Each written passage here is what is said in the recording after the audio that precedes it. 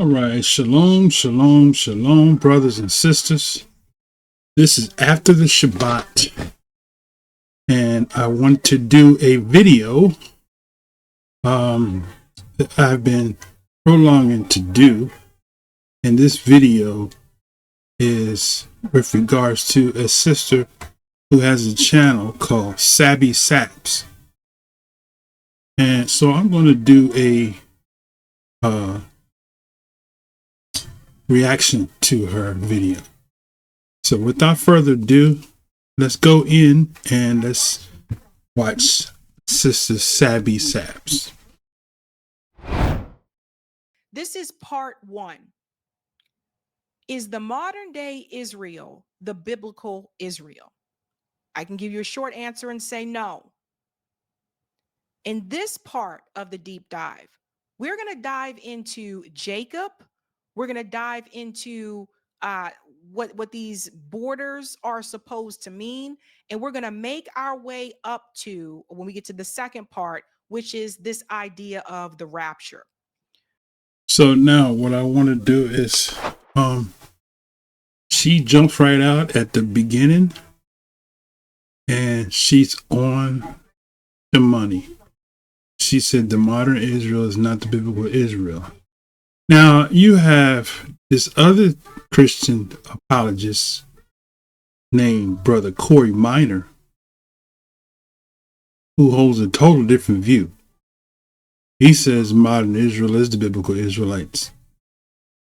So she's been stretching and digging for truth. And so prayerfully she'll see this video and she'll get some knowledge. So let me just back up for a second, because it's very key what she just said, right? She, along with Candace Owens, have both been on a journey. They're knocking at the door, but they're not quite there yet. So let's just back up here for a second and let's play again what she said. Are supposed to mean, and we're going to make our way up to when we get to the second part, which is this idea of the rapture. I told you guys I wanted to break this down a little bit more. So I missed it. I can give you a short answer and say no. Back it up again. Biblical Israel. Is the modern day Israel the biblical Israel? I can give you a short answer and say no. See that? So she said the modern Israel is not the biblical Israel. So for to the point she's making, and I don't know if she actually believes the scriptures or not, but if you grew up in the Christian church, there's a lot of things that we wasn't taught that you can go into the book. As a matter of fact, the companion to Deuteronomy 28 is Luke 21:24. So let's just open up with that, and then we're going to go back into the video. So when you see this, preferably you'll be able to make some sense out of this, right? Luke 21:24. Okay. It says, and they shall fall by the edge of the sword, and shall be led away captive into all nations. So the people that he's talking about are the biblical Israelites. He said, this is the Messiah talking. He said that they will be led captive into all nations. So when you go back into the history of the so-called Negroes in the African continent, there are primarily 5 slave trades that started from Africa and took the same people to the 4 corners. Okay? You can Google the 5 slave trades.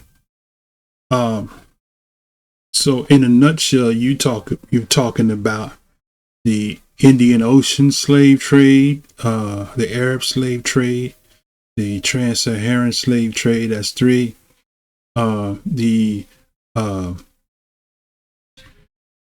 transatlantic slave trade, and the Red Sea slave trade. Okay, so those are the 5, right?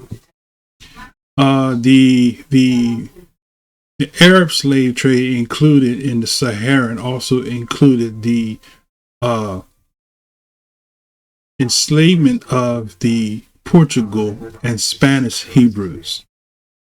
Okay, but so go back here. It says, Luke says that they shall be led captive into all nations, and that Jerusalem will be trodden down by the Gentiles until the times of the Gentiles be fulfilled.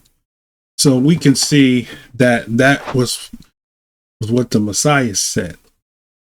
That also is a companion to Daniel 9. So let's go to Daniel 9. Daniel 9 says what? He says 70 weeks, right? In verse 24. 70 weeks are determined upon thy people and upon thy holy city, right? To furnish the transgression, to make end of sins, and to make reconciliation for iniquity, and to bring in everlasting righteousness, and seal up the vision and prophecy, and to anoint the most holy. Okay. So all of that has to do with the city, right? The people, and the Messiah, right? The people of the book was to be led captive into all nations, right? That connects with Deuteronomy 28. Let's go to Deuteronomy 28. Okay. And Deuteronomy 28 says what? It says, just look at the last verse here. It says, and Yah shall bring thee into Egypt again in ships. Let me back up for a second, because I want to, before I read that, I want to read this other verse.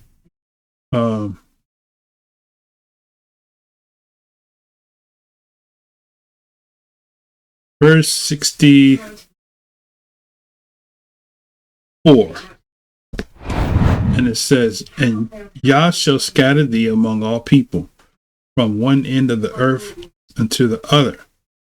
And there thou shalt serve other deities, which neither thy fathers have known, even wood and stone. So we, during the European colonialism of the various multiplicity of slave trade, they took our people in. The Arabs gave us their gods, right? The Christians, Europeans gave us their gods, right? The Indians gave us their gods. We got some Israelites in India. The Chinese and Japanese gave us their gods, right? So let's go back to Deuteronomy 28. And among these nations you shall find no ease, right? So what is that saying? That's saying that every place where we went in captivity, it was going to be political discomfort. Policies will be passed, right, to wear us out.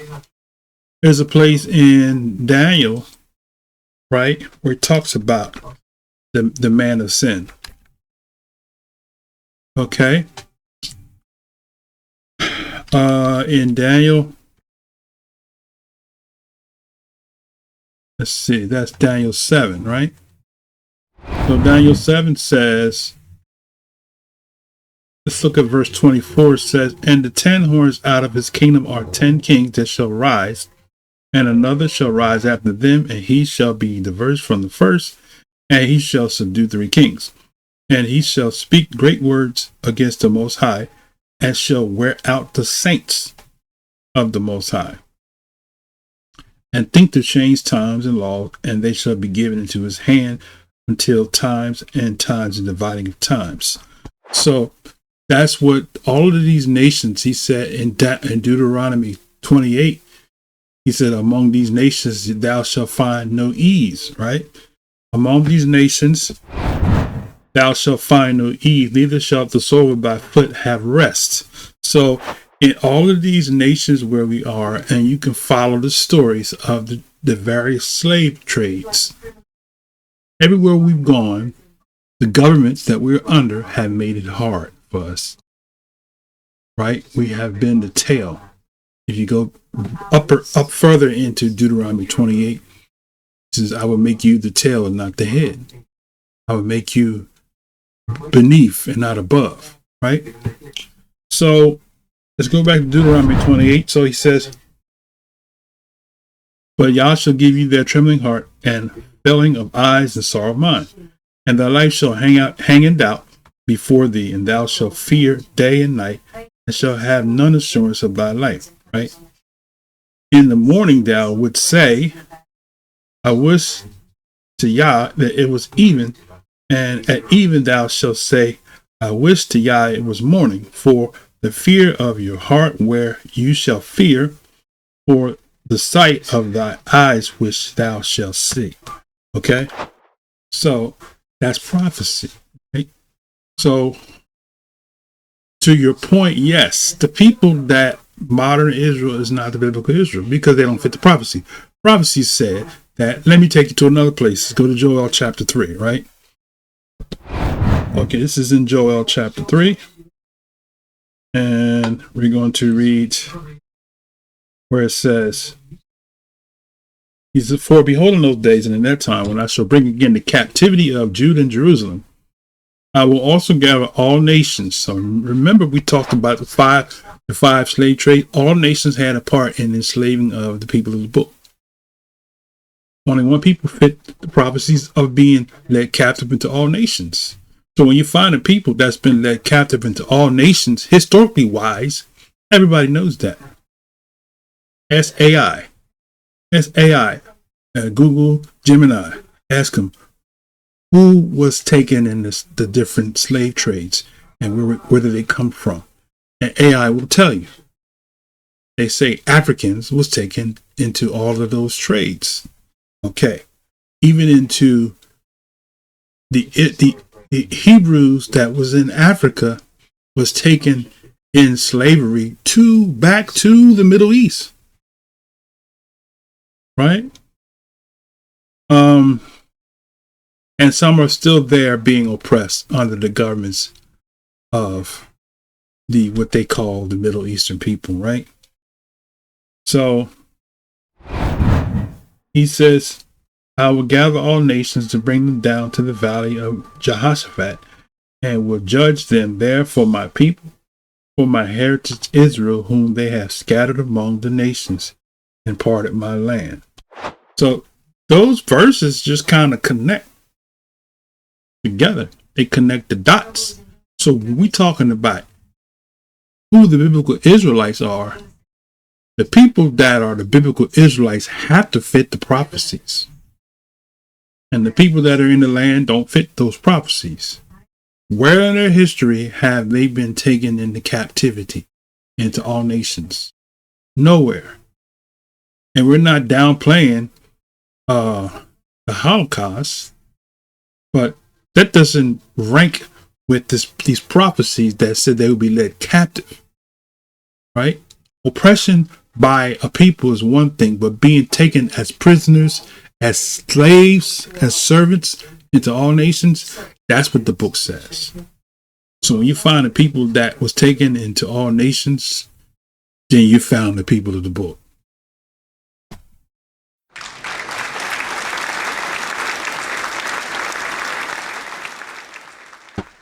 So you're correct. You are absolutely correct. They are not the people, the biblical Israelites.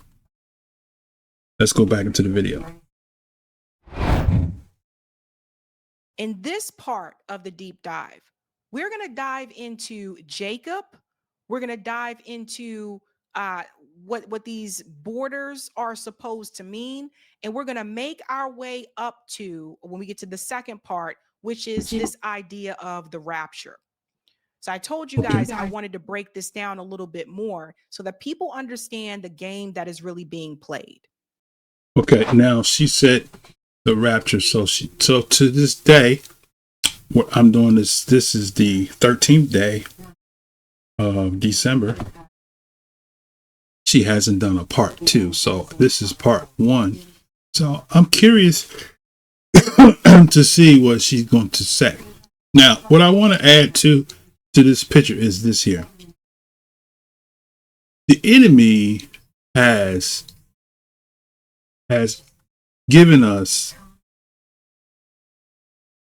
a deception, right? He has taken a crafty counsel. Let's go to Psalms real quick before we go further into the video. We'll go to Psalms 83. Okay, I think it's 83. Okay. It says, keep not thou silence, O Yah, hold not thy peace, and be not still, O Yah. For lo, your enemies make a tumult, and they that hate thee have lifted up the head. They have taken crafty counsel against thy people, and consulted against thy hidden ones, right?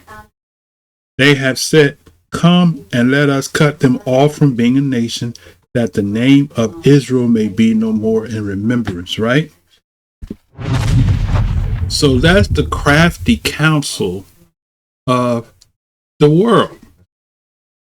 They want to replace the people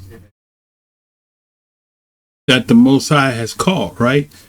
And Joel said that we are his heritage, right?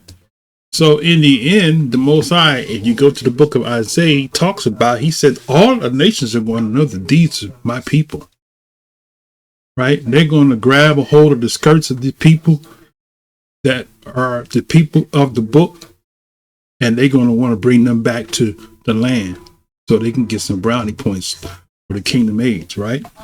Now, he said the enemies make a tumult, and they that hate thee, they hate the Most High, have lifted up the head, and they taken crafty counsel against thy people, and consulted against the hidden ones, right? Now, what I want to offer to you is this word in the Hebrew, hidden, right? So let's go in here. I have the King James with the strong numbers. So if we look at this word hidden, right, it says it's the word safan. It's the word safan. See, it's right here where it says strong numbers. To hide, by covering over, right? To deny, to hoard or reserve, to deny, right? So the people, the hidden ones, are the people that have been hidden, covered, denied, right? Hoarded over.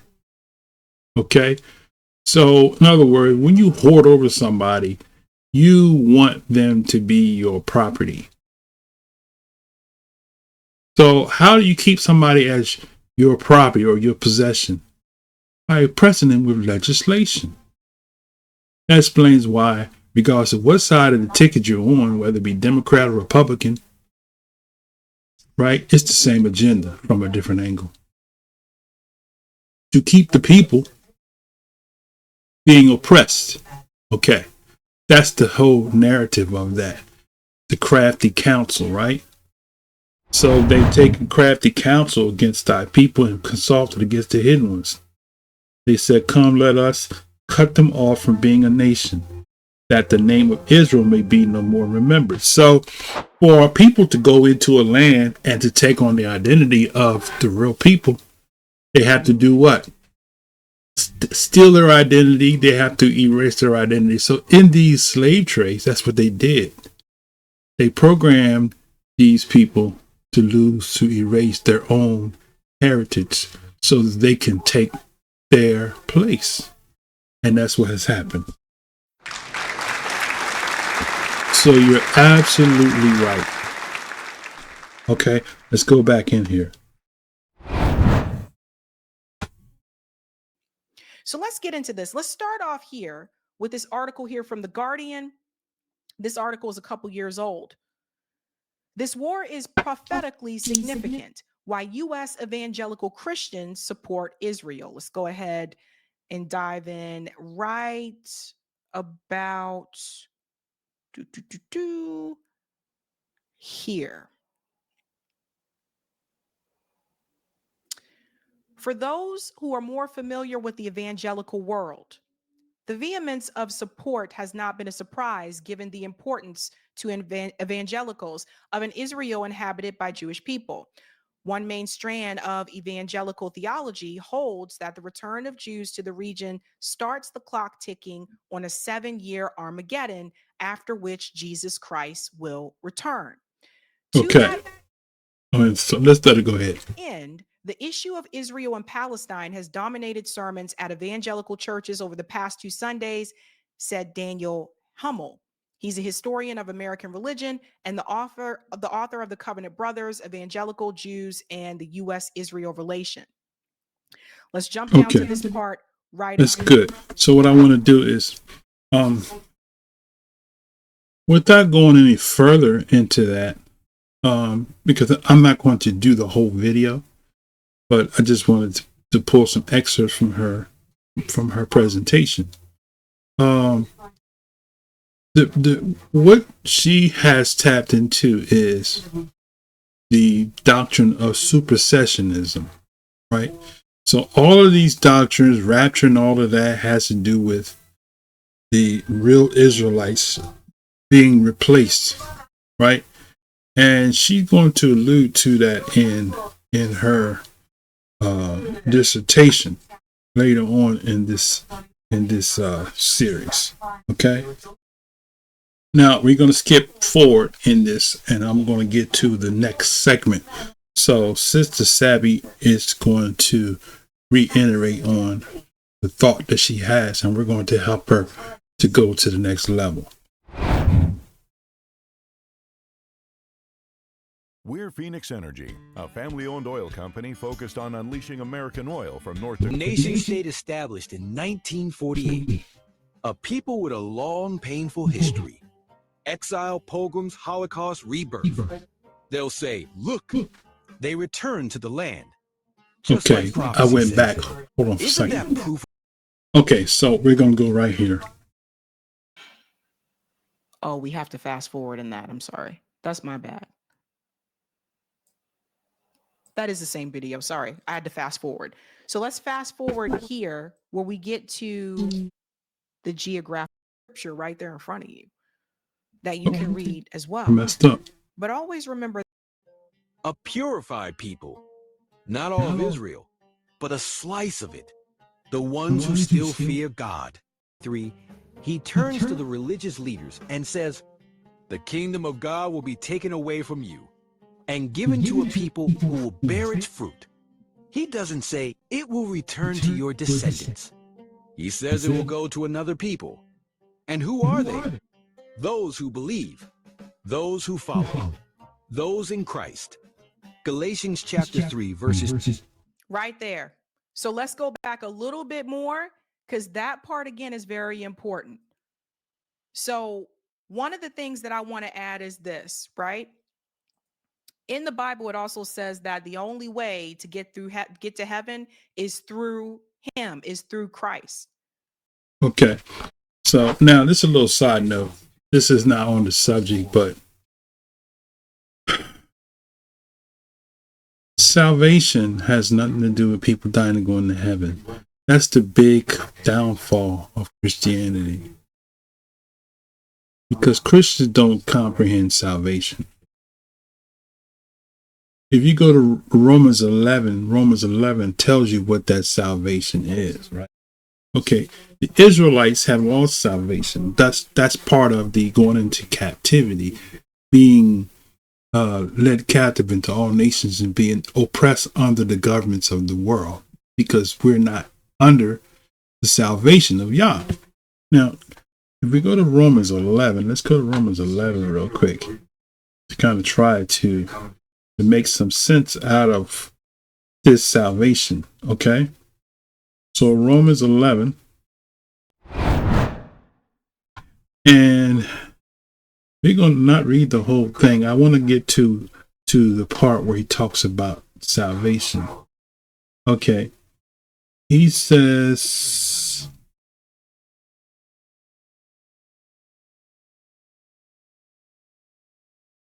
verse 11 and 11, I say then, have they stumbled that they should fall? Yah forbid, but rather through their fall, right, salvation is come unto the Gentiles for to provoke them to jealousy.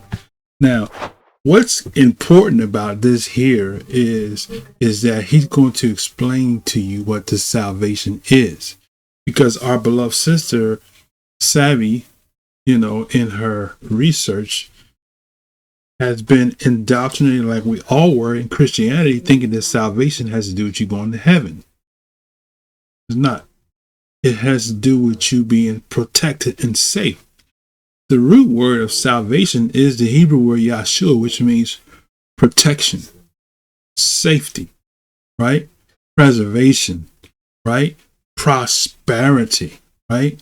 So when you are the tail, you're not operating in salvation. When you're under distress, under governments that are ruling over you, oppressing you, robbing you of your wages, you're not under salvation. You're under oppression, right? Now, to clarify that, let's go back to Romans 11 so he can clarify what he's saying, what salvation is. Okay. He said, through their fall, right? That's the word paraptoma, to slip, slide, lapse, or deviation, that is error or willful transgression. Okay, so through the willful transgression of the Israelites, because the Most High gave us the law. When you go to Deuteronomy 30, the law wasn't legalism. The law was a manual for success on the planet Earth. So let me help you. So let's go to Deuteronomy 30 and we're going to amplify what I just said, right? So Deuteronomy 30, the Most High told Israel, he says, start at verse 10. If thou shalt hearken unto the voice of Yah, thy Elohim, to keep his commandments and statutes which are written in the book of the law, and if thou turn unto Yah, thy Elohim, with all thy heart and with all thy soul, for this commandment which I command thee this day is not hidden from thee, neither is it far off. It is not in heaven that thou should say, who shall go up to heaven for us and to bring it to us that we may hear it and do it. So you see that? So he's not promising you to go to heaven. That's not what salvation is all about. So, and Paul alludes to this in his writing, but he misconstrues it. And so the whole doctrine of being saved and going to heaven has become the theme of Christianity, but it's not. That's not it. Okay. So he says what? It's not in heaven. So why are you trying to go to heaven? It's not in heaven that you should say, who shall go up to heaven to bring it to us, that we may hear it and do it. Neither is it beyond the sea that you should say, who shall go over the sea for us to bring it to us, that we may hear it and do it. But the word is very nigh unto thee, in thy mouth and in thy heart, that thou may do it. See, I have set before thee this day life and good, death and evil. In that I command thee this day to love Yah, thy Elohim, to walk in his ways, to keep his commandments and his statutes and his judgments, that you may live, right? Multiply, and Yah, thy Elohim, shall bless thee in the land where you go to possess it. Right. So that is the salvation that we've lost. So when you look at the people that were scattered in the 5 slave trades, that was the fall. Because we because of the transgression of our forefathers, we are the descendants of those people who have transgressed. That's what that fall means, to transgress. What is a transgression? Transgression, sin is transgressing the law. So because our forefathers transgressed the law, we went into our enemies' lands, right? Where we have been under the government of other nations, where we have now lost our salvation, and the salvation has gone to them, which is the safety, the preservation, the prosperity. Now, with that said, I want to go back to Deuteronomy 30 and finish that out, and then we're going to go back to Romans 11. So let's go back. So he said,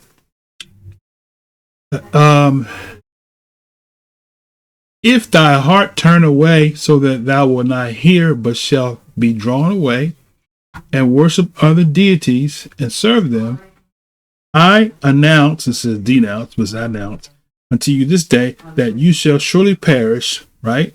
There goes that loss of the salvation, the fall.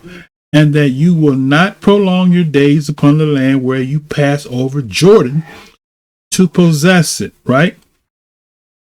So what is on the other side of Jordan? The land of promise, right? The Jordan River. Okay. Now,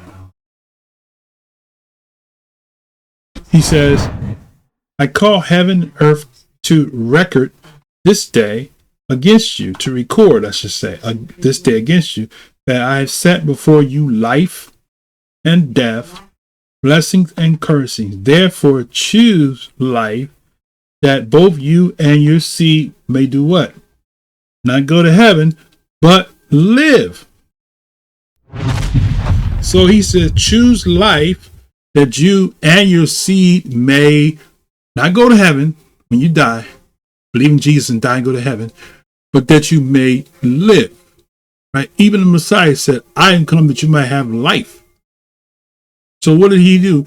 He come to restore the hearts of the fathers back to the children, right? And the children to the fathers, right? Okay. And that we would be restored back to the priesthood, because that's what he called us out of Egypt to do. You go to Exodus 20, or 19, I should say. He said, if you obey my voice and keep my covenant, I will make you a kingdom of priests. Right? So you'll be above all the people. So the priest's responsibility was to train the people how to maximize the best days of their life on this planet Earth.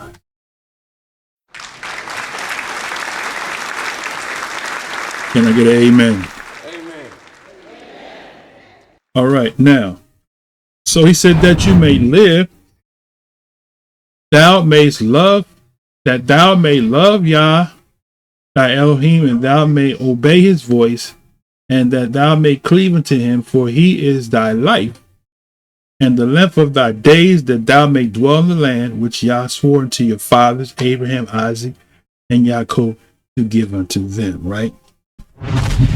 So you can't get rid of the Most High's promise to Abraham, Isaac, and Jacob, because in Christendom they want to slide by Isaac and Jacob and say Abraham, but the Most High passed the promise from Abraham's seed. That's the key thing.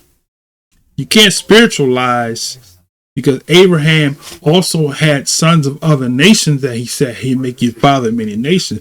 But at the same time, he also said that it would be your seed, right? So you're going to have a literal people that's going to still be leading this thing, right? That's what the 1,000 years is all about, right? So he said what? That thou may love Yah, you may obey his voice, that you may cleave unto him, for he is thy life, not thy death, and the length of thy days, that thou may dwell in the land, not go to heaven, but dwell in the land which Yah swore to your fathers, to Abraham, to Isaac, and to Jacob to give to them, right? Now, the interesting thing is that in that same chapter, right, this is why, dear Sister Sabby, Sabrina, this is why there is a great awakening happening now, because prophecy is being fulfilled as we speak. So if you go up further in that, it says what? That it shall come to pass when all these things will come upon thee, the blessings and the cursings which I have set before thee, and thou shalt call them to mind among all the nations. Look at this. All the nations where Yah have driven thee. See that? So the awakening is happening in all the nations where all the five slave trades took our people. We're waking up in this Western hemisphere, waking up in interior of Africa. We got Israelites is there, intermixed in with some of the Hamitic people. Okay, all Africans are not from Ham. Some of them are actually Israelites that stayed in the land, that served under other kingdoms, right? You got a large portion that's in Ghana and Nigeria and Sierra Leone, and you go further. You do your DNA test, you'll see where our people are, right? Now, we're not ruling in those lands. We're under those Hamitic nations, right? Now, so I want to go back into Deuteronomy 30, and then I'll go back to Romans 11. Okay, so he says, verse 2 says, and thou shalt return to Yah, and shalt obey his voice according to all that I command thee this day, you and your children, with all your heart, with all your soul, that then Yah will turn thy captivity and have compassion upon thee, and will return and gather thee from all the nations where Yah has scattered thee. So interesting, right? In that, he says that he's going to return. So that for my people, because I got some Israelites that don't believe in the Messiah. So who left? And the question that I would ask is, who left and where did he go? According to this, he's going to return. So we got somebody who left who's going to return. And when he returns, what did he say he's going to do when he returns? He said, I will, Yah will turn thy captivity and have compassion upon thee, and will return. That's the word shuv, turn back, right? And gather thee from all the nations where Yah have scattered thee, right? So all of those slave trades have scattered the people of the book into all of the nations. The Messiah said, you shall be led captive into all nations. That's how we know that the people that's in the land are not the people of the book, because the book said they will be scattered unto all nations. Right? If we go to, before I go to Romans 11, if we go to Isaiah, let's go to Isaiah 11, right? Isaiah 11 and 11. I like the double numbers. So if you play the lottery, play 11 and 11. Okay. No, I'm kidding. You can do, I guess you can do it if you want to, but 11 and 11.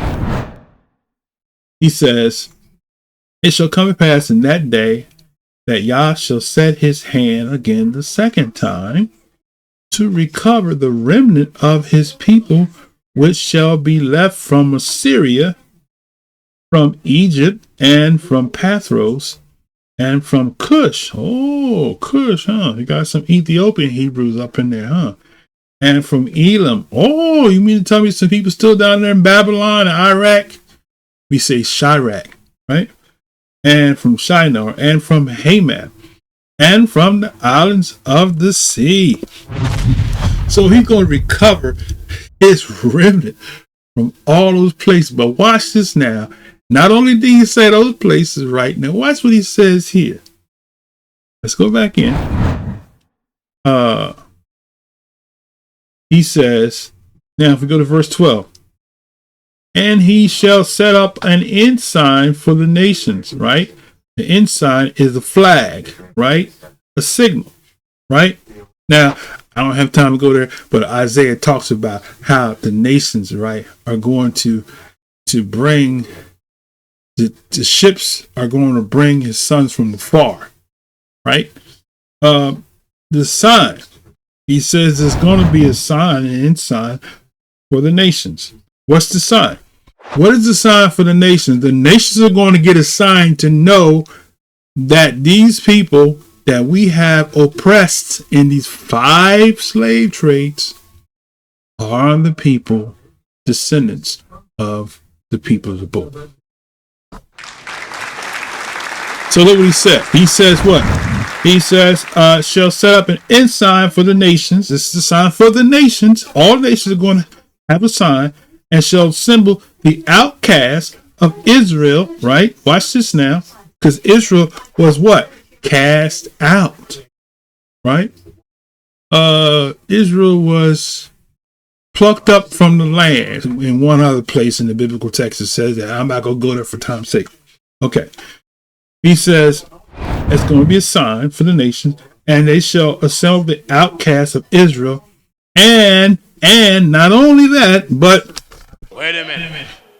They're going to gather nations. They're going and gather together the dispersed of Judah from where?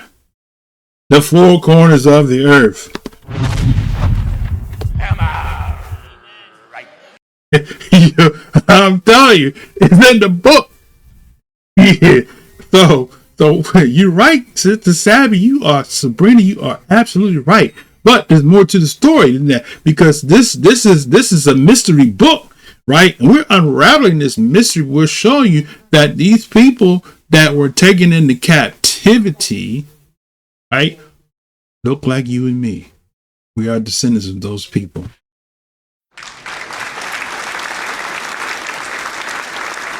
But the world has been deceived by the powers that be to think that somebody else are those people when they don't fit the prophecies of the book. Okay, now let's go further.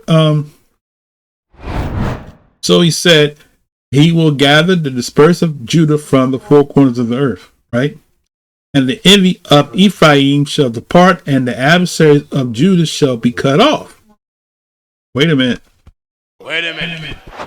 So the people that oppress, continually to oppress Judah, right? Look at it again. He says, the envy of Ephraim shall depart, and the adversaries of Judah shall be cut off. Ephraim shall not envy Judah, and Judah shall not vex Ephraim, but they shall fly upon the shoulders of the Philistines towards the west, and they shall spoil them of the east together. And they shall lay their hand upon Edom and Moab, and the children of Ammon shall obey them. Wait a minute. So there's another people that want to make Esau be the so-called white man. That can't be them. You see that? Because look what it says here. He says that they're going to fly upon the shoulders of the Philistines, right? So now, if you go to Psalms 83, which we started in, we'll see these same people that were instrumental, right, in conspiring against the people of the book. Those people that did that look like us. So how is it that the Europeans were able to get people to enslave? By these people that look like us, that sold us into the Europeans. Right? Joel 3 says it. You sold a boy for a whore. You sold a girl for a bottle of wine that you might drink. Right? That's what they did. Okay, now. So you got the Philistines in the west. You got Edom and Moab and Ammon. Each one of them immigrated into Africa, right? That's why I said all Africans are not Hamites, because some of them are Edomites, some of them are Ammonites, some of them Moabites, and some of them are Israelites, right? They look alike, but they from different tribes, right?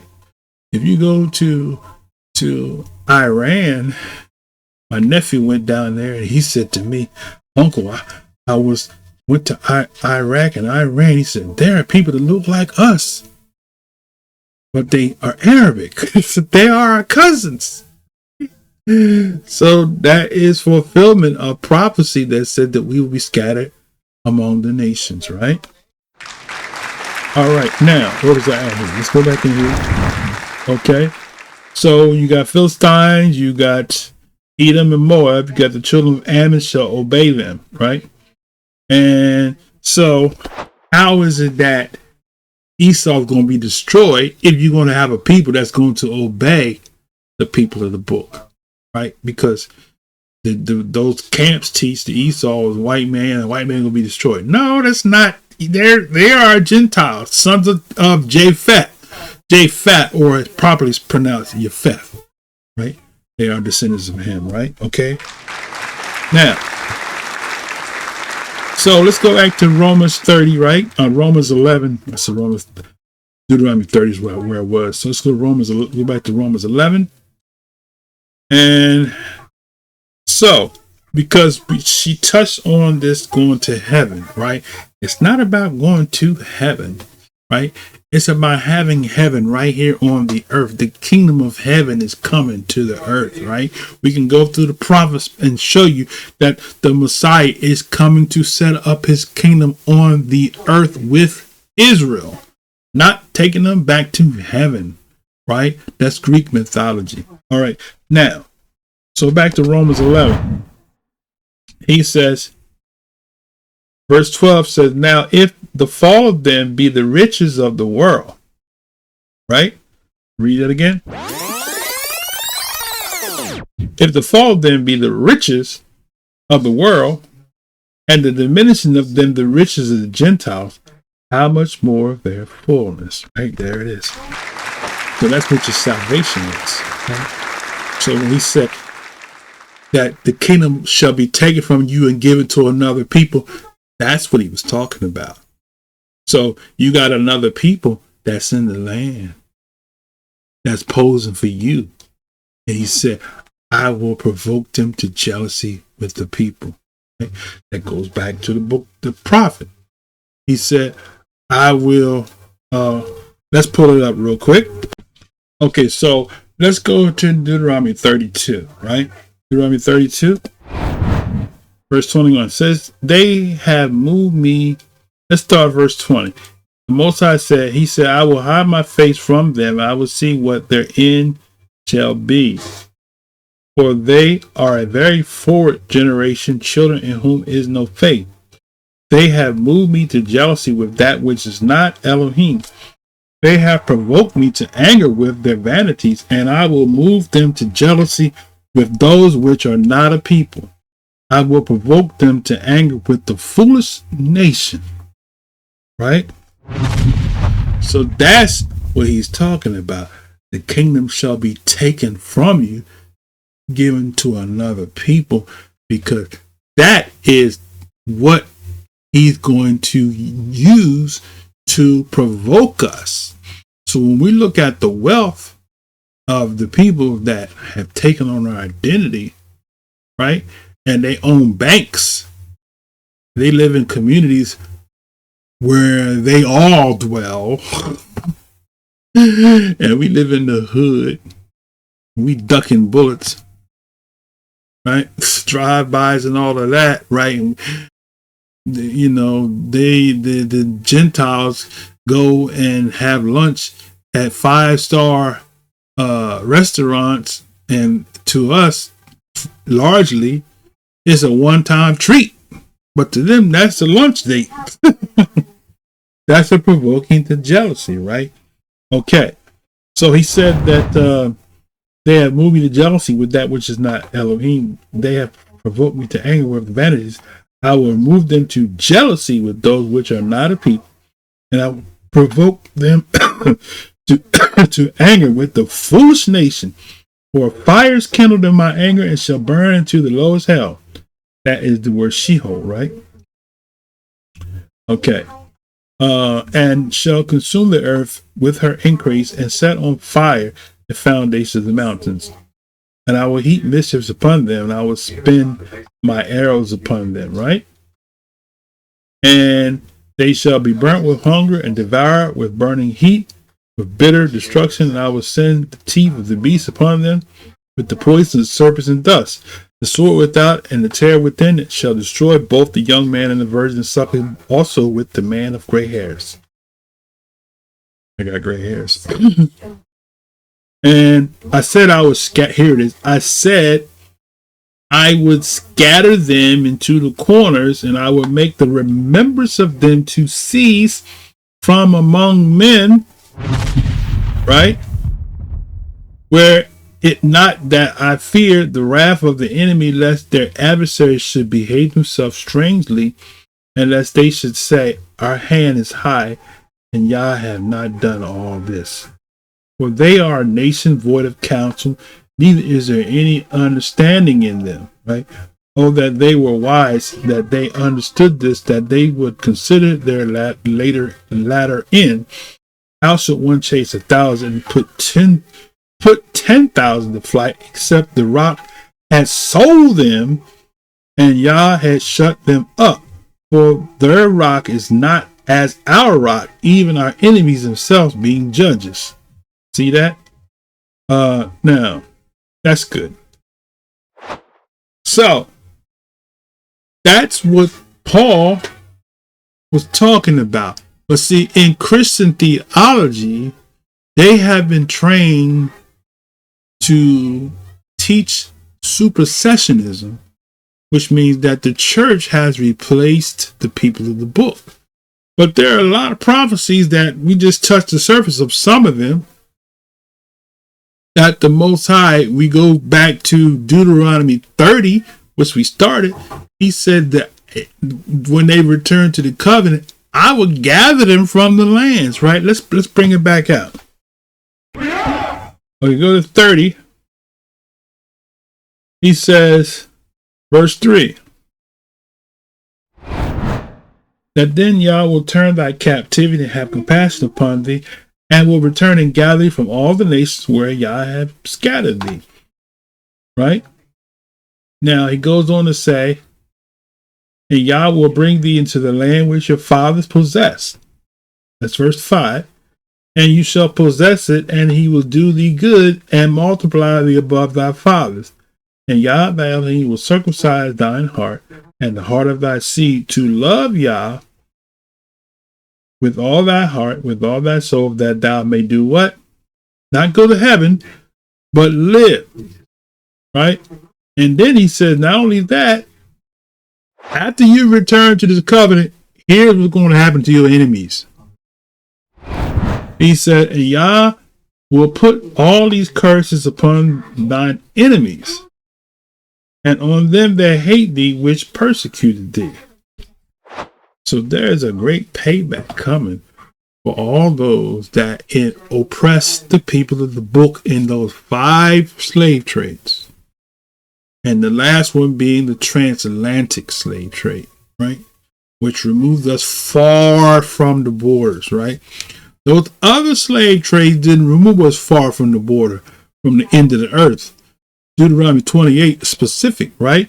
Let's go over here to so Deuteronomy 28 and 49 says, and Yah shall bring a nation against thee from far, from the end of the earth, as swift as the eagle flies, a nation whose tongue thou shalt not understand. Now, that can't be Babylon, because Israelites knew the Babylonian tongue. Remember, Abraham came from that region.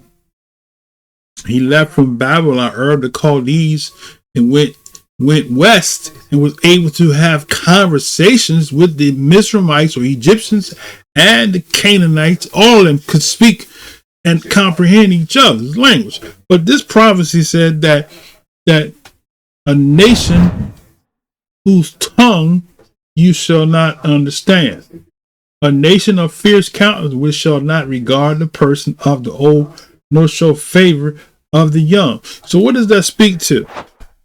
Right? That speaks to chattel slavery. Right? Remember we read about the man of the gray hair? So they're not going to show favoritism to them. They're not going to show favoritism even to the man with the gray hair. Right? Okay, so we see that in the lands of our captivity, right? These are prophecies that these people who the 1948ers don't fit, right? So Sister Sabrina, Sister Sabby, you are absolutely correct, but there's more to the story, right? Now, so let's go back in here. He says, a nation of fierce countenance which you shall not regard persons of old, nor show favor to the young. He shall eat the fruit of thy cattle, the fruit of thy land, until thou be destroyed.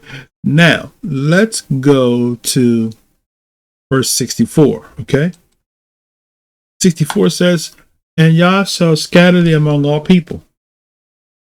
Let's read that again. Verse 64, and Yah shall scatter thee among all people from the end of the earth even to the other, and there thou shalt serve other deities. So Christ, Jesus, is another deity. The Hebrew Messiah's name was Yahshua. And he told them not to worship him. But Christians worship Jesus. Right? They bow down to Jesus, right? Okay, now, here's the thing. He said what? Yah shall scatter among all people from one end of the earth to the other, and there shalt thou serve other gods, other deities, which neither thy fathers have known, even wood stone. So fathers didn't know Jesus. So Jesus is a new God that was given to us. The Greeks worship Zeus, right?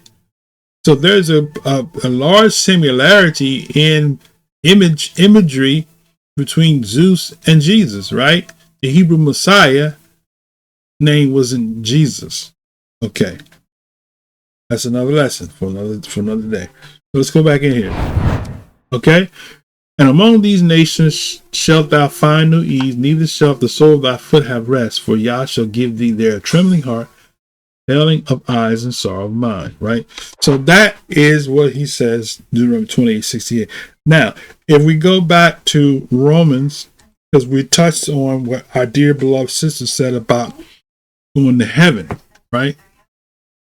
This thing is not about going to heaven, right? So let's go back to Romans 11, right? So Romans 11 says what?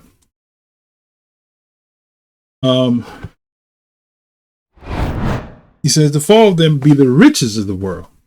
So that's what their salvation is. The salvation that the Gentiles have got, right? He said, I'm going to take the kingdom from you and give it to another people, right? That's what happened, right?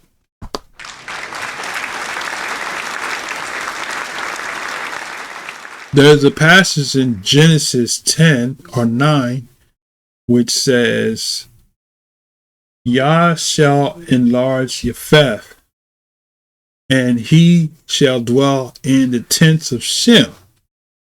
So the people in the Middle East today that's dwelling in the tents of Shem are from the third son of Noah, Japheth, right? So when you go to Genesis 10, right? Let's do it real quick just to show you. All right, Genesis 10, it says, these are the sons, verse 1, of Noah, Shem, Ham, and Japheth, and unto them were sons born after the flood, right? Now, if we go down to, let's say, the end of that, it says, verse 32 says, these are the families of the sons of Noah after the generation of the nations, and by these were the nations divided in the earth after the flood, right?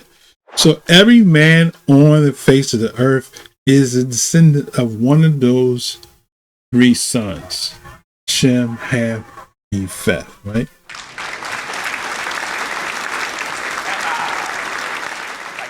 Okay, now, so what I want to do is let's go back up here because I want to zoom in on Yefeth, right?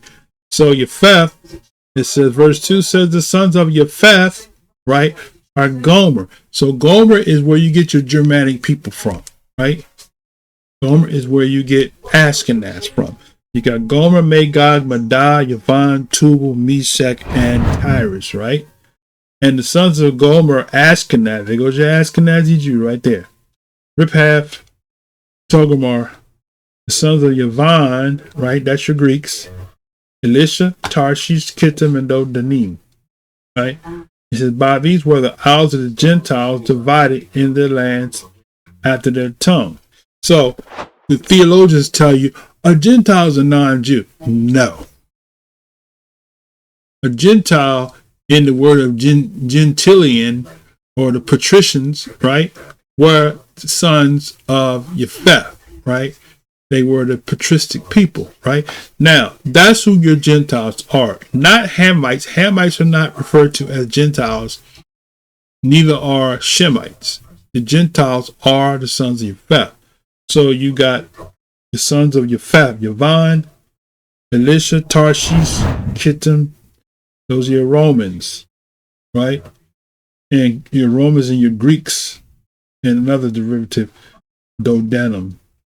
Okay, so those are the Gentiles. Now, I mentioned in Genesis 9, where he said that I will, he said, Yah shall enlarge your Yefeth. That's in chapter 9. And it says here, starting at verse 24, because you got people that teach black people have inherited the curse of Ham, which Ham wasn't cursed. It was Canaan was cursed. And the Canaanite intermarried in between the Israelites. So the Israelites were a blessed people married to a cursed people. And so therefore they inherited curses because the cursed people indoctrinated them with their pagan ways, right? So now it said, verse 24, Noah woke from his wine and knew what his younger son had done unto him. He said, cursed be Canaan, a servant of servants shall he be unto his brother. And blessed be Yah, Elohim Shem, and Canaan shall be his servant, right? Not Ham, Canaan, right? And Yah shall enlarge Yefeth, and he shall dwell in the tents of Shem, and Canaan shall be his servant. So that explains to you why, right? Because you got Canaanites that's in the land of Palestine even today. So who is making them serve? Not Shem. It's Yefeth that's dwelling in the tents of Shem that is ruling over Canaan. Am I right? Am I right? Okay. Some. All of them are not Canaanites. Some of them are. Some of them are descendants of Canaanites, right? They intermix, so you get like a mulatto type of people because Canaanites were Hamitic people, but they intermix with some of the Shemitic sons, right? Making, especially the Persians, right?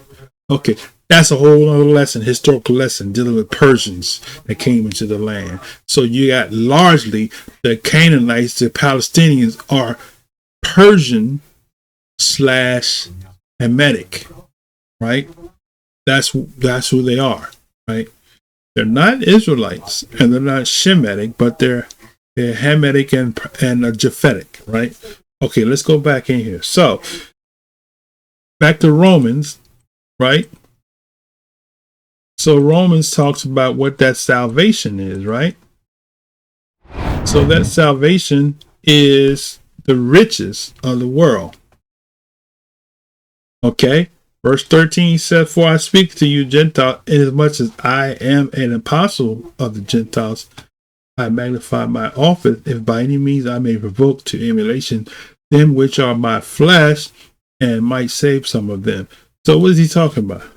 So Paul was a Roman citizen, so he was enjoying the fatness of the Roman world because he was a Roman citizen.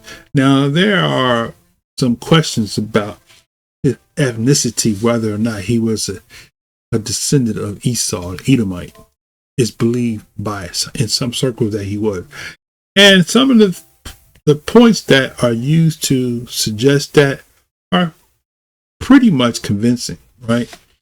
I concur that he more than likely probably was an Edomite versus him being a actual Israelite. Okay. But that's up for debate. Okay. Now,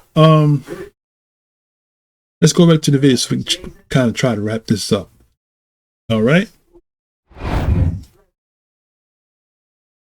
So if we know that the modern day Israel is secular, and we know the Bible says the only way to get to heaven is through him, is through Jesus Christ, we got a problem here. So we just showed you it's not about going to heaven. We just showed you. Let's continue. And I just don't know why more people don't see this part. It is very important that you tell people and explain to people that Israel is a secular state. Because they keep using that excuse of, well, we have to do this because the Bible says it's a secular state. So we pointed out, I'm going to skip a little further, because we showed you that prophecy said Japheth will dwell in the tents of Shem and Canaan will be his servant, right?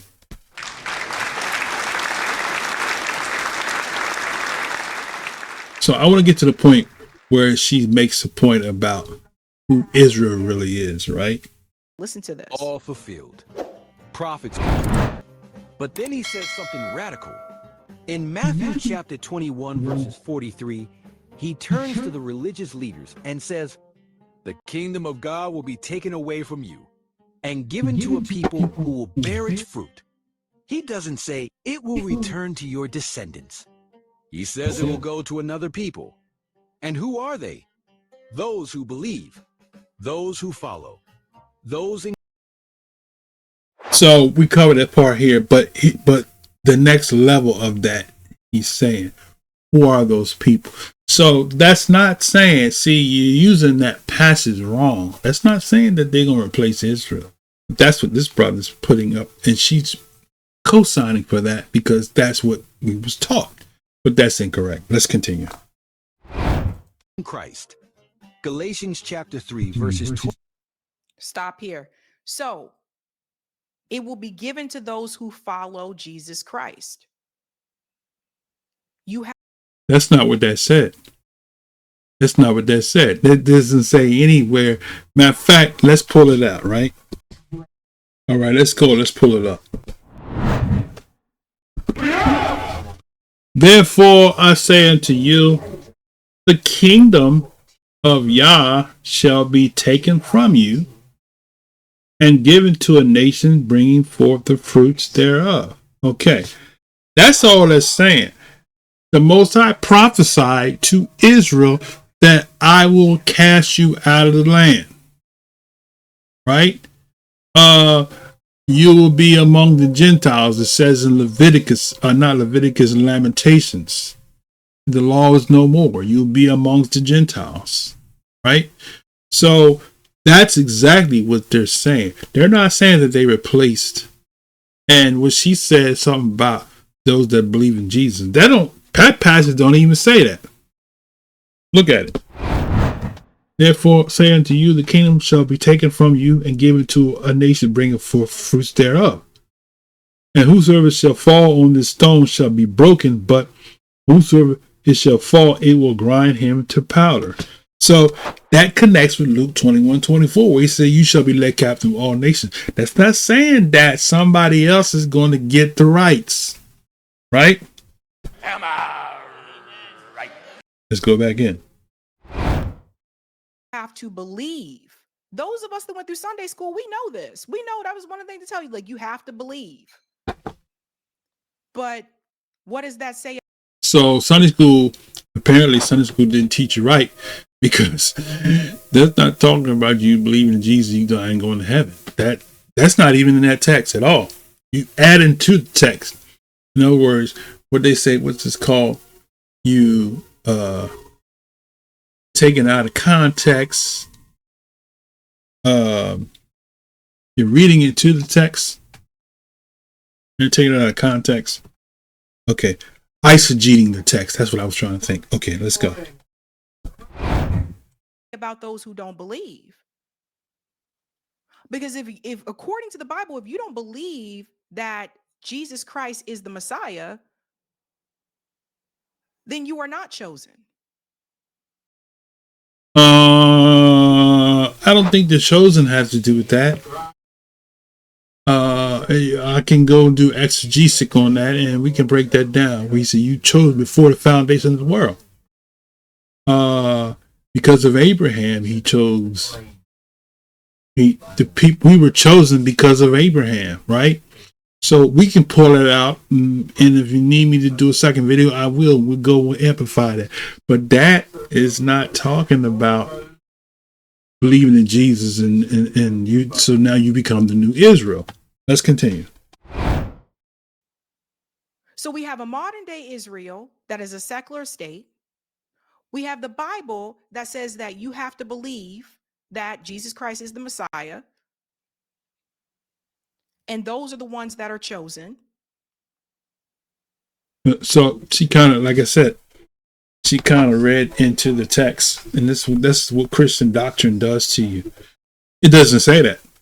Not at all. Let's continue. Then what is Israel today really about? I put the challenge out there. Okay, so my sister Sabrina, if that's what you're saying, show it to me in the text what you're saying, because what you're saying is an interpretation of what the text is saying, and we don't read that in the text. What you're saying, that's what Christianity have given us, which is a twisting of what the Messiah was saying in the red.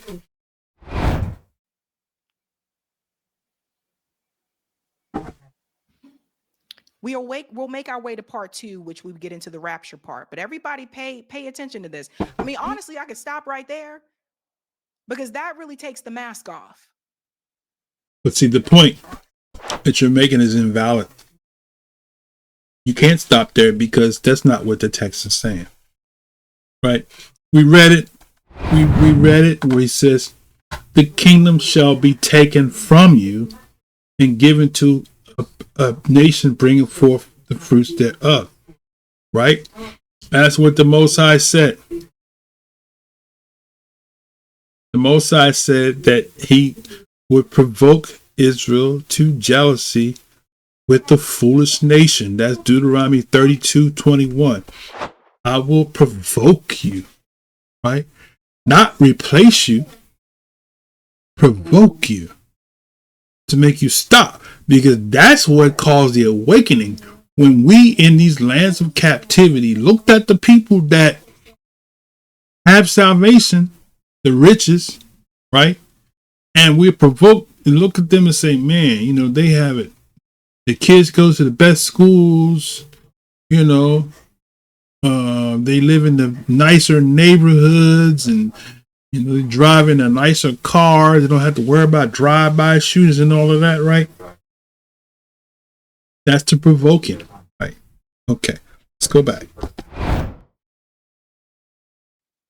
If you grew up in the church, you guys know this, that if you don't believe that Jesus Christ is the Messiah, that is your way to heaven. That is your way. So she said it again. So once again, I tell you, bring your best theologian. Because people dying and going to heaven is not scriptural at all. But that's the biggest doctrine in Christianity. When you go to a funeral, oh, Brother Johnny's up in heaven looking down, smiling.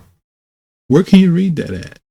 In any historical book of people dying and going to heaven. It's not in there, because the heaven is on the earth, and the salvation is when the people that broke the covenant are returned back to the land, and they are now living above the nations in their land under their own government, that the nations, all the nations flowing unto it. I think that's in Isaiah. All nations shall flow to it, right? Okay, let's go back in. So you don't believe that. Benjamin Netanyahu is secular. He don't believe that. So, I mean, and I want to throw something else in the game, right? The gospel, the good news, was preached by John the Baptist and the Messiah. Both. And neither one of them promised you that you were going to go to heaven. But let's go back to the video.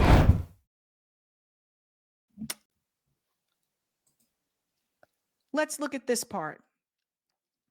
Please do. Because these are the things that I think people really need to pay attention to. We're going a little bit more here. We're listening. So he gets to Galatians chapter 3. 29 makes it clear. If you belong to Christ, then you are Abraham's seed and heirs according to the promise. This is the new Israel, not one based on blood, but on belief, not on So he inserted that, and I know she's going to respond to that, but this is the new Israel. No. First off, he said Abraham's seed, right? So then that's even inaccurate because Abraham had a physical seed, right? Not a spiritual seed, right? If we go back to Genesis, we can clarify that, right? Let's do that real quick. So let's look at Genesis 12:7.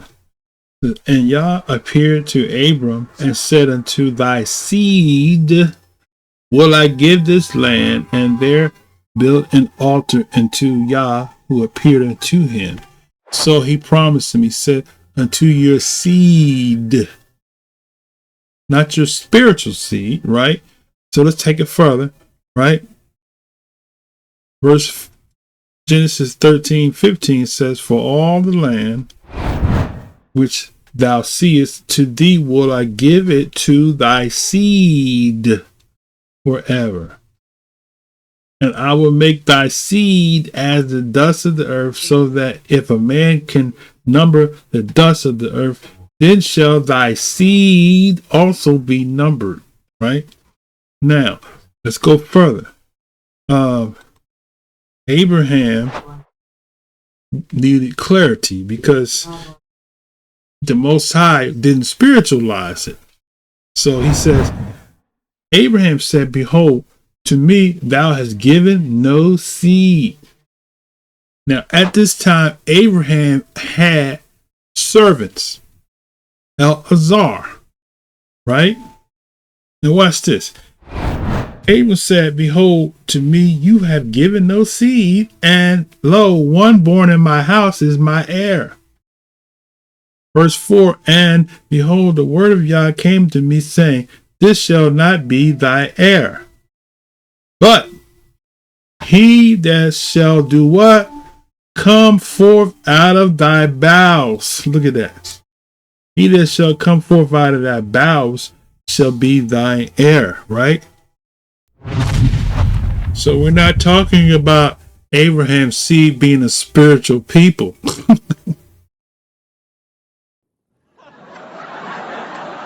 He says, out of thy bowels. That's what the Most High promised him. He didn't promise him a spiritual seed, because he said, this man, he said, is, look at verse 2.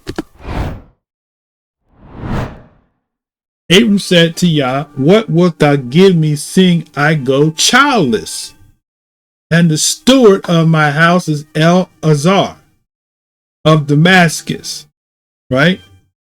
That's his servant. Now, that would have been a good time for the Most High to say to Abraham, he's your seed. Watch what he says. Abraham said, behold, to me thou hast given no seed, and lo, one born in my house is my heir. And behold, the word of Yah came to him, saying, This shall not be thine heir, but he that shall come forth out of thine own bowels shall be thine heir. Right? Now, so the Most High is clear. You can't spiritualize Israel. So I don't care what Paul was saying over there in Galatians. You can't spiritualize this thing. Right? Now, let's go further. So the Most High gave him, went back, he's still talking about seed. He's not talking about spiritual people, talking about a literal seed from his bowels. Watch this now. Verse 13 says, 15:13, and Yah said to Abram, Know for surely that thy seed shall be a stranger in a land that is not theirs, and shall serve them and shall afflict them 400 years. He says, thy seed, right? Thy seed. So when he say the numbers, right, his seed became large, a whole nation. He went from having one son to having a whole nation of children. We're not talking about adopted children at this point, at this junction. We're talking about literal people that are descendants from his seed, right? Isaac and Jacob. Right now, he says, and also that nation whom they shall serve will I judge, and afterwards shall they come out with great substance. Right now, let's go further. Right, verse 15, 18 says, and in the same day Yah made a covenant with Abram, saying, Unto thy seed have I given this land, from the river of Egypt unto the great river, the river Euphrates. Right, he specifies the land by the Kenites, Kadamites, Hittites, Perizzites, Rephaites, Amorites, Canaanites, Girgashites, Jebusites. Right now, so let's go further. So that's 15, 18. Right now, let's go to 16. We're still talking about out of his loins, right? So 16:10 says what? And the angel of Yah said unto her, I will multiply thy seed exceedingly, thou shalt not be numbered for multitude, right? Okay. Now, let's go further.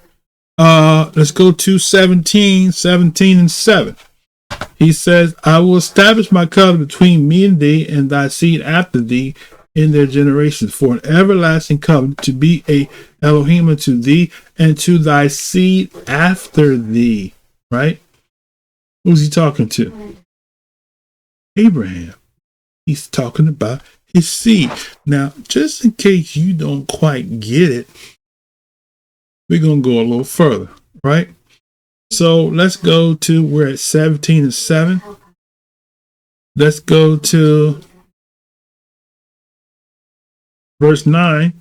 Said, and Yah said to Abram, thou shalt keep my covenant, therefore thou and thy seed after thee in their generations. So he's still literally talking about the physical seed from the loins, from his bowels, right? Let's go further. Let's go to this is going to put the nail in the coffin. Let's go to Genesis 17 and 12. Start at verse 11. He says, verse 10, this is my covenant which thou shalt keep between me and you and thy seed after thee. Every man child among you shall be circumcised, and you shall circumcise the flesh of your foreskin. It shall be a token of the covenant between me and you. And he that is 8 days old shall be circumcised among you, every man child in your generations. He that is born in the house or bought with money of any stranger, which is not of thy seed. See that? He that is bought with money, which is not of thy seed. He that is born in thy house and he that is bought with thy money must needs be circumcised, and my covenant shall be in your flesh for an everlasting covenant. Right? So he specified between two. Now, those that are not of his seed are not Israel. Right? They are adopted into the family, but they're not spiritual Israel. They still are other nations of people, They just happen to be under the Israelite covenant, but they're not a spiritual Israelite. Okay, because that was the purpose and intent of the priesthood, right? Okay, now, okay, I want to put a little more in this before I go back to the video. So we're talking about the seed. So we can't replace Israel with another people and use that passage because that's not what it's saying. So to be clear, let's see what the Most High said about the seed, right? So that was 17. Now,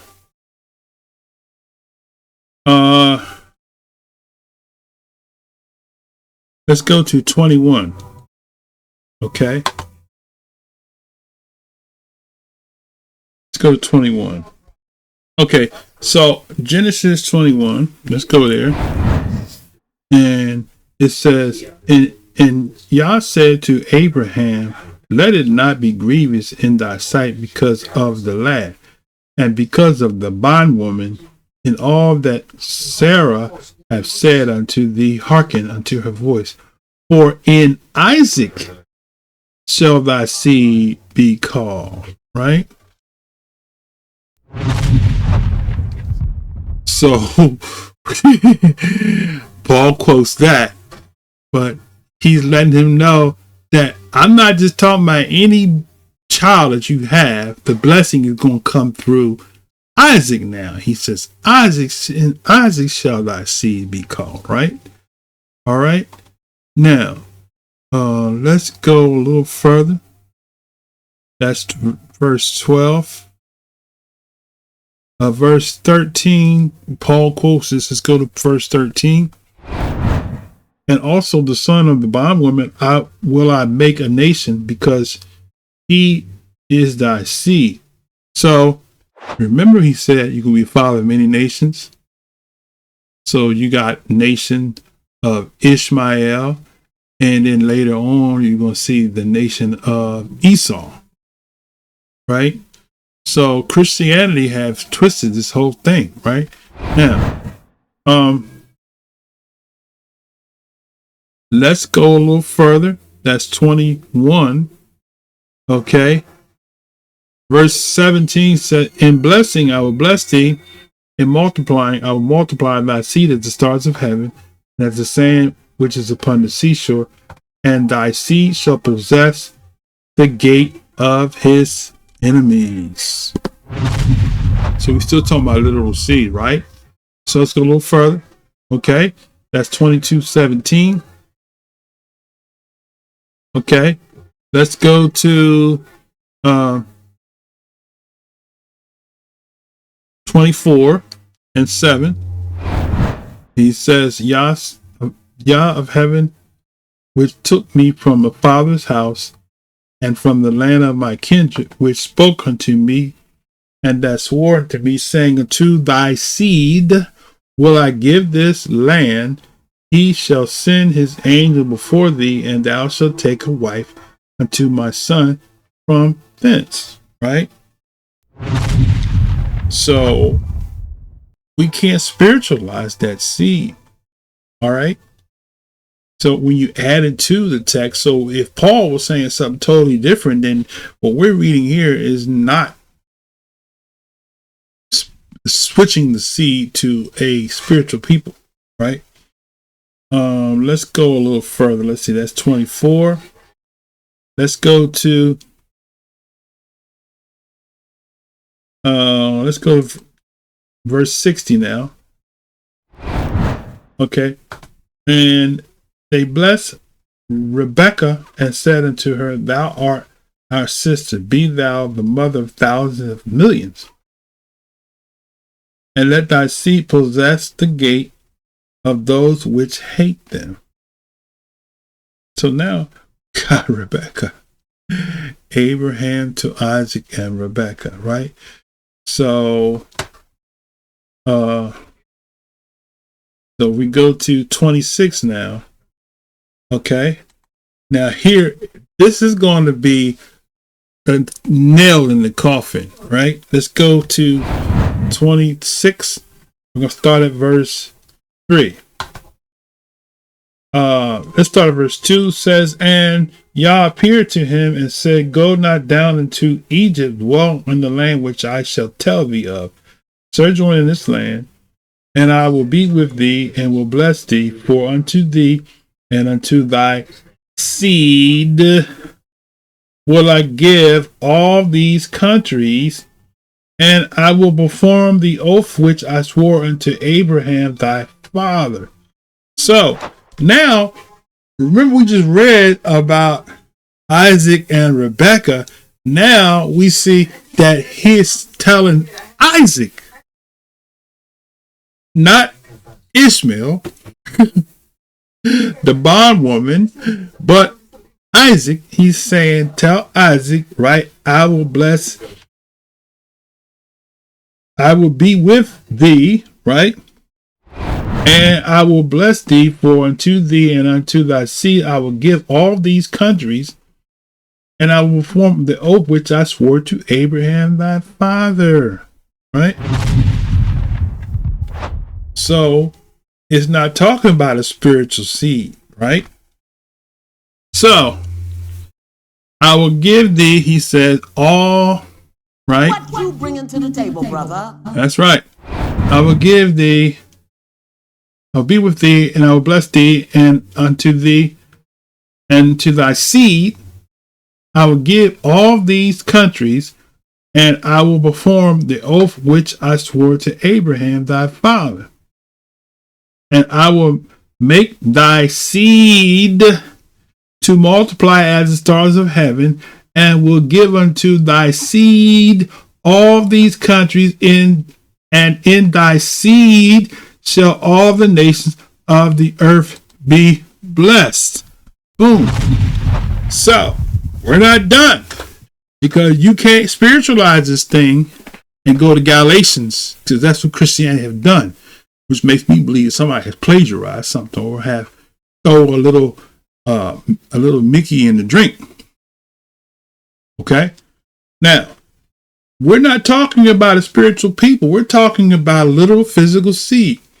How would you like it if you promised your seed something and somebody came down a few generations after you die and take what was promised to your seed and gave it to somebody else? You wouldn't be happy about that, would you? So the Most High gave a specific promise to Abraham's seed from the beginning, right? Now, when we continue, we'll see. Let's go further.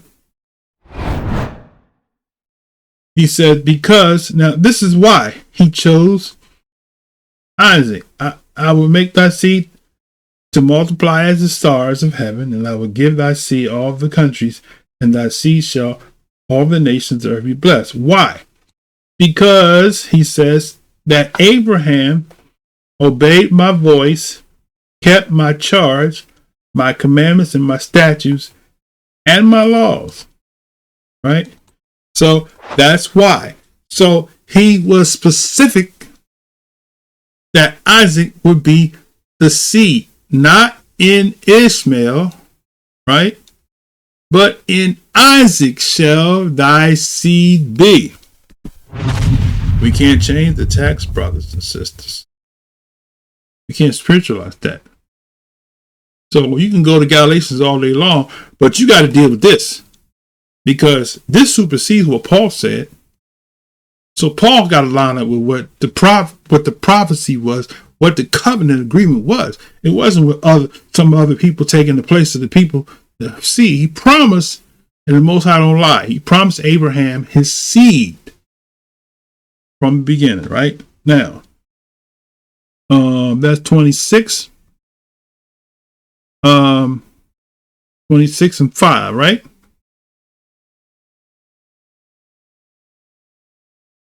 So go to 26 and 24 now. And Yah appeared unto him the same night and said, I am Yah of Abraham, thy father. Fear not, for I am with thee, and I will bless thee and multiply thy seed for my servant Abraham's sake. Right? How about that? for Abraham's sake, I'm going to multiply Isaac's seed, not Ishmael's seed, right? Okay. Now, so it says here, and he built an altar there and called upon the name of Yah and pitched his tent there, and there Isaac's servants digged a well. Notice he didn't say, this land is given to your servants, because they will be considered his spiritual seed, right? But he said, this is given to your physical seed, right?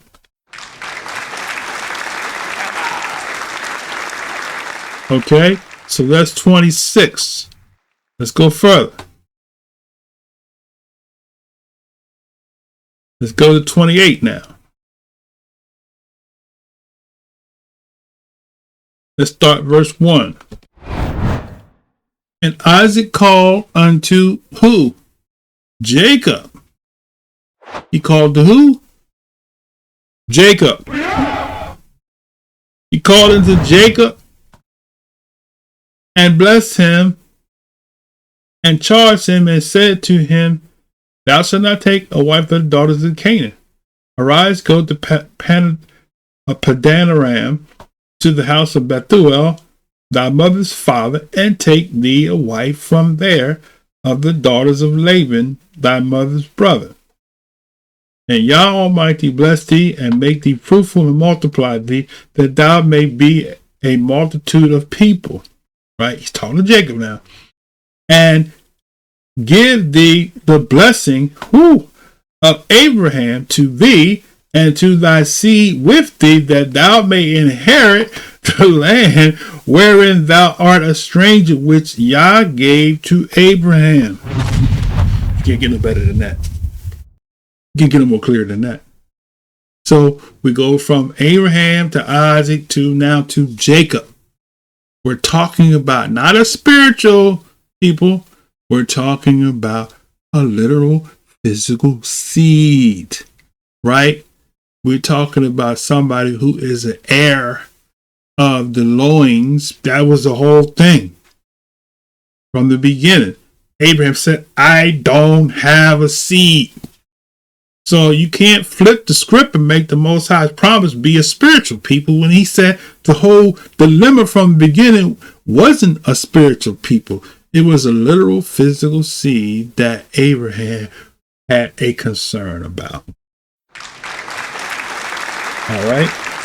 So now we see it passed down to Isaac. Right? Verse 5 says, Isaac sent away Jacob, and he went to Padanaram unto Laban's son Bethuel, the Syrian, the brother of Ribkah, Jacob and Esau's mother. Right? Now, let's go further. That's 5. Let's go to 13. This is Genesis 28:13 now. Okay. And behold, Yah stood above it and said, I am Yah El Shaddai of Abraham thy father, and the Elohim of Isaac. The land whereupon thou liest, to thee will I give it to who? The spiritual Israelites. Wait a minute. He said, the land I will give to your seed. Not the spiritual Israelites. To your seed. Right? See, that's the thing we got to get on our belt. This whole thing wasn't about a spiritual son or a servant or somebody in the house. Abraham's complaint, his concern was, I don't have a seed. So if the Most High was going to eliminate his physical seed from his loins, he would have just said, hey, don't worry about that. I'll make him your seed. He's your spiritual son. Only in Christianity do we have that spiritual son. All right. So we see here that he said, I will give it to thy seed, and thy seed shall be as the dust of the earth. And thou shalt spread abroad to the west, and to the east, to the north, to the south, and in thee and in thy seed, he specifies, shall all the families of the earth be blessed. Right? How about that? So, because of the seed, all the families of the earth will be blessed. The families are not the seed. They can benefit from the seed.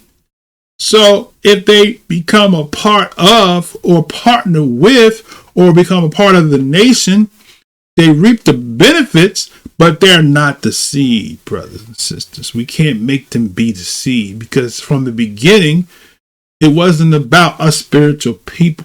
It was about a physical descendant of Abraham's seed. Right? Right. So now, let's go further. We can wrap this up. I'm trying to help our dear sister out and others that have this Israel replacement thing. They don't comprehend the promise. So when you don't comprehend what the Most High promised to Abraham, then what you do is you follow a deception. And you think the people that was promised the blessing was replaced. That's called supersessionism, right? That's what we're going to cover in the next video, this doctrine of preterism, which is another supersession doctrine. Okay, now, so let's go. That's 14, 28:14. All right. Let's go to 32 now. 32. And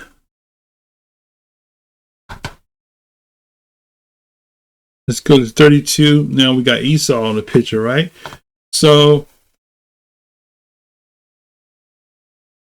let's start at verse 11. He says, deliver me, I pray thee, from the land of my brother, from the hand of Esau, for I fear him lest he will come and smite me and the mother with the children. Verse 12. And thou said, I will surely do thee good and make what? Thy seed as the sand of the sea. Who is he talking to? Jacob, which cannot be numbered for multitude. And he lodged there the same night and took of what which came to his hand a present to Esau for his brother. So we see a distinction between Esau, right? And Paul alludes to that in his text. But see, we have a reading and comprehension deficiency because we make the bondwoman be the Christian church. We make the bondwoman, I should say, be the Israelites, and the free woman be the Christian church. Am I right? Am I right? So we misinform people, so people follow that, but we're not following the storyline. The bondwoman was Ishmael's mother, and Ishmael being the seed. But the free is Isaac. And then now we go from Isaac to Jacob and Esau. He says the seed is going to be carried not through Esau, but through Jacob. All right. Now, where am I at? Where them fans at? All right. So that's 32. That's 32:12. Okay. Let's see now.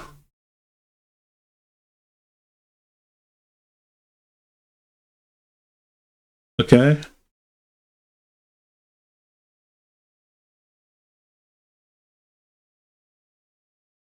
I think that's pretty much what I want to cover from that. Okay, let's go to one more place. Okay, let's go to Exodus 32, right? And 13, right? Remember Abraham, Isaac, and Israel. Let me say that again. Remember Abraham, Isaac, and Israel, thy servants, to whom thou swore by thine own self.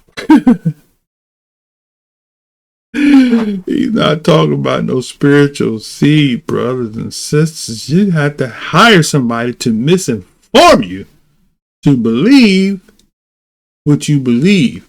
And the text is so clear, right?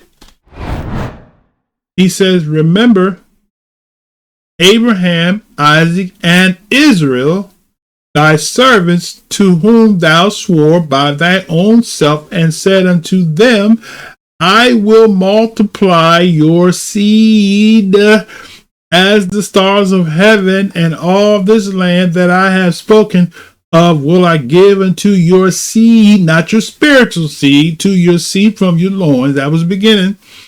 And they shall inherit it forever. And Yah repented of the evil which he thought to do unto his people.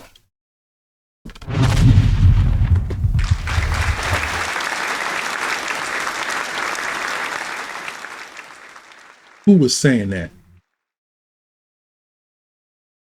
Who was saying that? If we go up to verse 11, you'll see who said it. Let's go up to verse 11. And Moses besought Yah, his Elohim, and said, Yah, why does your wrath wax hot against thy people, which thou hast brought forth out of the land of Israel with great power and with a mighty hand?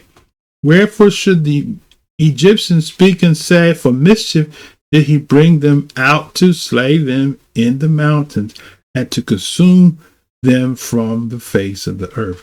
Turn from thy fierce wrath and repent of the evil against thy people.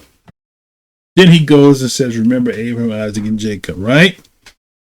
Am I right? So think about it now, because a mixed multitude came out of Egypt, right? So Most High could say, you know what?